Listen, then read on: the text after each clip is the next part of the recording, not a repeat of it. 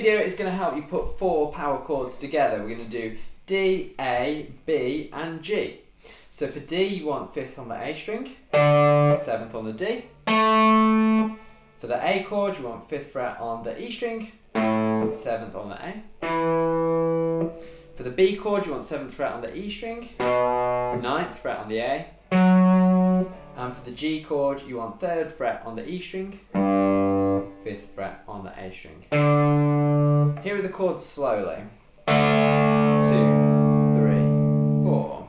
2, 3, 4. 2, 3, 4. 2, 3, 4. Let's put some rhythm into it.